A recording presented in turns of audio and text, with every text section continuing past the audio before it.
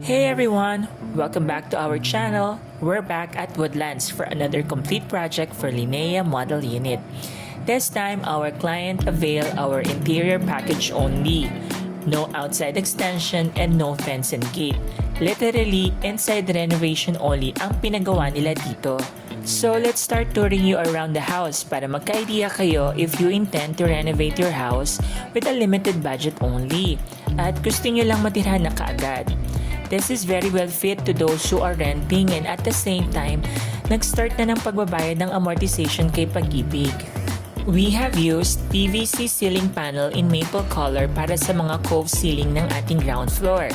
Naikabit na rin natin ang mga special center lights na pinrovide ng ating client. As for the flooring, gumamit kami ng semi-gloss 60 by 60 gray tiles. Kung mapapansin nyo rin na walang kitchen dito sa loob ng bahay na ito. This whole entire area is divided into two parts, dining area and the living room.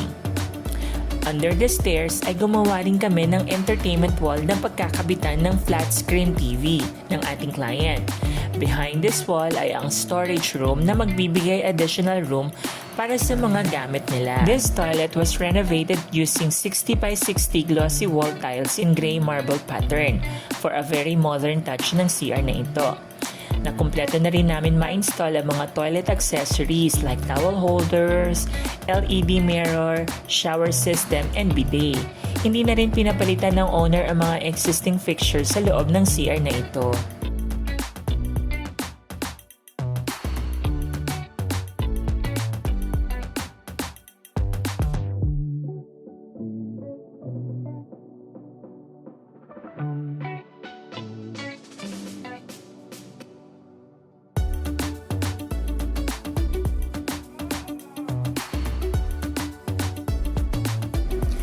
We also repainted the existing back door towards the service area. Kalaunan, ito ang magiging kitchen ng ating client. But for now, since wala pa silang budget, hindi muna sila nagpagawa ng kitchen dito. Now, let's go up and tour our second floor. Oh, by the way, naikabit na rin pala namin ang dinalang chandelier ng ating client. At para naman sa ating stairs improvement, ang ginawa lang natin ay pininturahan ang existing wood planks na nakakabit na dito from the turnover. Sa taas, we only made 2 bedroom partition, isang master bedroom at isang guest room. As for the tiles flooring, gumamit pa din kami ng 60 by 60 gray tiles in wood design texture. Here is the first bedroom that will serve as the guest room. Gumamit din kami ng PVC panel for the ceiling ng entire second floor. As usual, this is free of maintenance and aesthetically beautiful in the eyes. Hindi man ganun kalaki ang room na ito, pero you can actually fit a queen-size bed here or a twin bed if you want to put a full-size cabinet.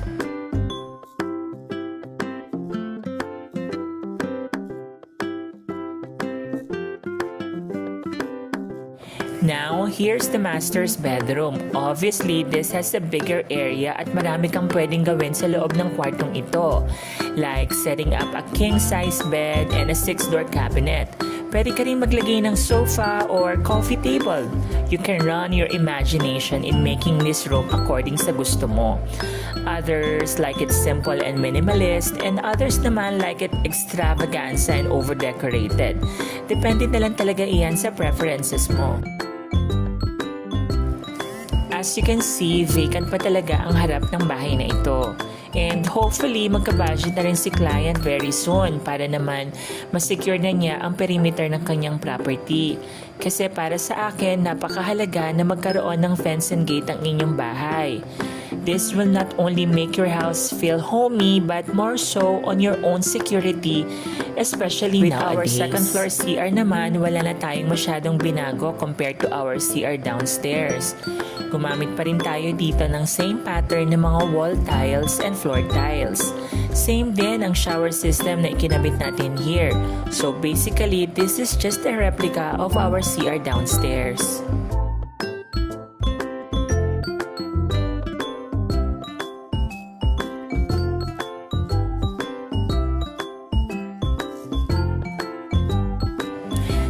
This chandelier is very elegant looking, isn't it?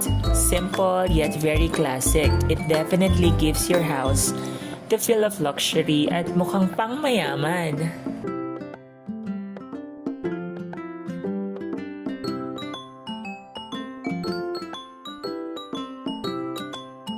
By the way, we have also replaced the main door with solid mahogany door and varnish it with maple wood paint to give life sa ating pintuan. Kung mapapansin nyo rin, the owner installed smart lock. O diba, talaga namang pang mayaman. So now, let's have a final tour here downstairs and see the simplicity of this entire area. Pagamat wala pa silang pinagawang kitchen area here, makikita mo na napakaganda na talaga at napaka-homey ng bahay na ito.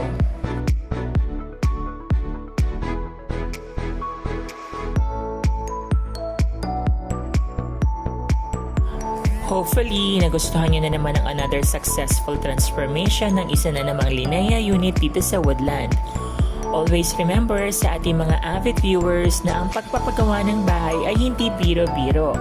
It takes a lot of effort, resources, and time. Kaya when choosing the right contractors, please be wise and make sure you're at the right hands. Kasi there's only one time na magkakaroon tayo ng sarili nating mga bahay. At we want the best as much as possible. Once again, thank you for watching and hope to see you soon. Bye everyone. Ciao!